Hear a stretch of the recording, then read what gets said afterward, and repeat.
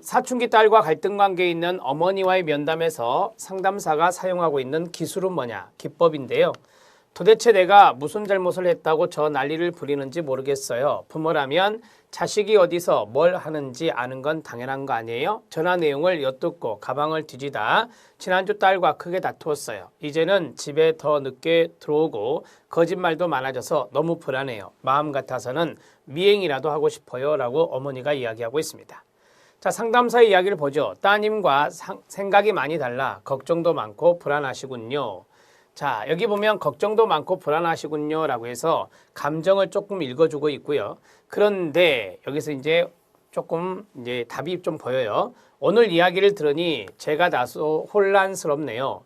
지난번 상담에서는 친정어머니의 지나친 간섭으로 어린 시절을 힘들게 보내셔서 본인 자녀는 많이 믿어주고 적당한 거리를 유지하고 싶다고 하셨어요. 자, 그러면 여기까지인데요. 상담사의 이 말은 지난번에 여기 온 내방한 이 사춘기 딸과 갈등 관계에 있는 어머니의 말이 지난번에 했던 말과 지금 이때 말하는 것이 서로 다르다는 것을 지적해주고 있죠. 제가 혹시 잘못 들은 건 아닌가요? 라고 했습니다. 이 대목을 읽으면 우리가 직면이다 라고 하는 것을 알 수가 있습니다. 즉 여기서 나오는 어머니, 사춘기 딸과 갈등 관계에 있는 어머니의 이야기를 전번 내용과 상반된다는 것을 이야기해주고 있는 대목이 바로 이 대목이기 때문에 이것을 우리가 직면이라고 합니다. 상당히 직면을 잘하고 있죠. 부드럽게 진행하고 있습니다. 무례함도 안 나타난 것 같고요. 상당히 잘 직면하고 있는 것입니다. 1번에 직면이 있네요. 나머지는 참고적으로 보시면 되겠습니다. 46번의 답은 1번입니다. 47번 문제 들어갑니다. 다음으로 47번 문제 들어갑니다. 47번은 보인이 말한 자아 분화에 대한 것이고 이 자아 분화에 관한 설명으로 옳은 것은입니다. 자, 1번부터 보면 두 사람 사이의 갈등을 완화하고자 예를 들어서 부부간이 있다. 그럼 부부간의 갈등을 완화하고자 대개 자녀를 끌어들이는 것이 있죠. 이것을 보인이 말한 삼각관계다 이렇게 이야기하고 있어요. 삼각관계 정리하시면 되고요. 자아 분화가 아닙니다. 이거는. 자, 그 다음에 부모를 거부하고 있고 정서적으로 자신을 고립시키고 있습니다.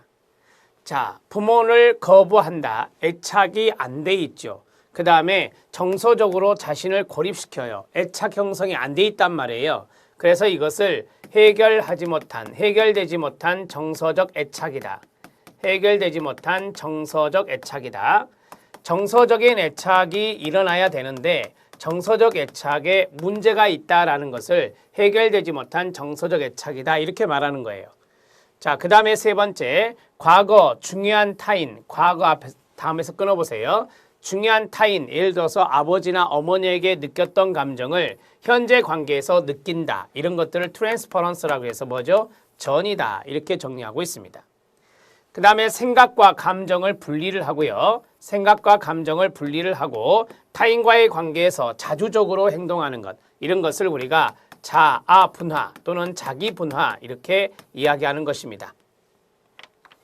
자, 여기 보면 생각과 감정을 분리한다라고 했어요. 그리고 타인과의 관계에서 자주적으로, 자율적으로, 자발적으로 그 말이죠. 행동하는 것이 바로 자아 분화와 연관성이 있습니다. 가족의 자아 분화 수준과 기능이 세대 간 전수된다. 이거는 세대 간 전수가 중요한 거잖아요. 세대 간 전수 과정이라는 개념이 있어요. 세대적 전수 과정이라고도 하고요. 세대적 전수 과정의 개념입니다. 자, 그래서 47번의 답을 4번으로 처리하면 되고요. 각각의 개념을 좀 알아놓으면 도움이 되겠습니다. 첫 번째는 트라이앵글레이션 삼각관계, 두 번째는 정서적 애착 부분에서 문제가 생긴 해결되지 못한 정서적 애착입니다. 그 다음에 세 번째는 전이, 정신분석에서 나오는 네 번째가 바로 우리가 답을 찾고자 하는 자아분화, 자기분화입니다. 다섯 번째는 세대 간에 전수된다 그랬으니까 보인이 말한 세대적 전수 과정이 되겠습니다. 답은 4번입니다. 자, 48번 문제 들어갑니다. 48번 문제도 별표 쳐주시기 바랍니다. 해결 중심 모델에서 많은 질문 기술이 있는데요. 옳은 것 찾기입니다. 자, 첫 번째, 처음 상담에 오셨을 때 0점이 있고 개인 목표가 달성된 상태를 10점이라 한다면 지금 당신의 상태는 몇 점입니까? 라고 수량화했네요. 척도 질문이 되겠습니다.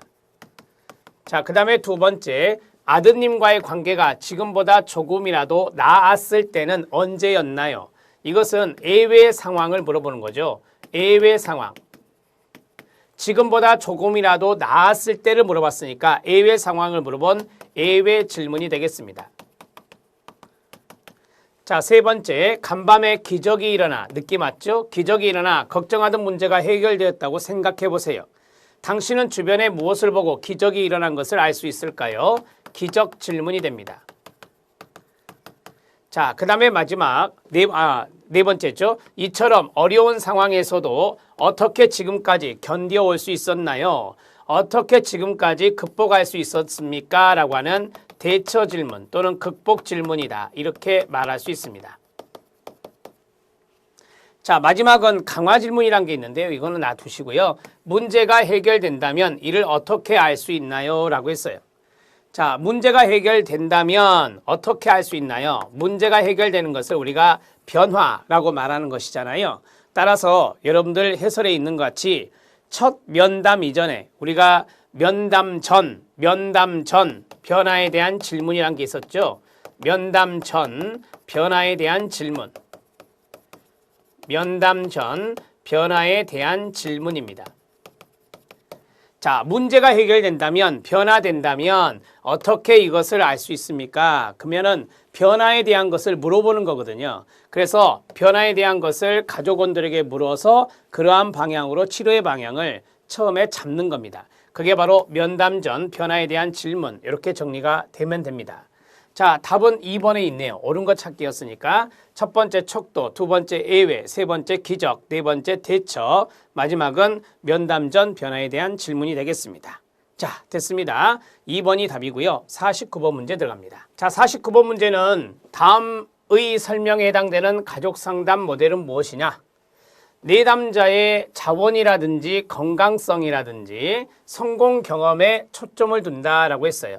성공 경험이라고 하는 것들은 되게 대처, 극복했던 것들, 그 다음에 문제가 발생하지 않았던 것들, 이러한 것들이 여기에 들어갈 수 있고요. 그 다음에 탈이론적이다, 비규범적이다 라고 했어요. 탈이론적이고 비규범적이다 라고 하는 것은 경험을 강조하는 겁니다. 경험을 강조하는 것들이 탈이론적이고 비규범적이라 말할 수 있어요. 극복했던 경험, 문제가 없었던 경험, 그 다음에 기적이 일어났다고 상상했을 때 그러한 어떤 내용들을 중심으로 또 변화가 일어났던 것들, 그런 것들을 중심으로 물어본다라고 하는 겁니다. 현재와 미래 지향적이고요. 상담사의 자문가 역할이 상당히 중요합니다. 자문을 해주는 역할, 그러한 것들이 강조되는 것은 해결 중심 모델이라고 그래요. 그래서 1번이 답이 됩니다. 자, 여기서 가장 중요한 지문이 바로 여기에요. 탈이론적이고 비규범적이다. 요거 놓치지 말고 잘 기억해 놓으세요. 만약에 이론적이다, 규범적이다 이렇게 나오면 틀려요. 이론적이고 규범적인 모델이 아니라 이거는 탈이론적이고 비규범적인, 즉 경험을 강조하는 것에서 효과적인 방법을 찾아내는 그러한 것들이 바로 해결 중심 모델이 되겠습니다. 49번의 답은 1번입니다.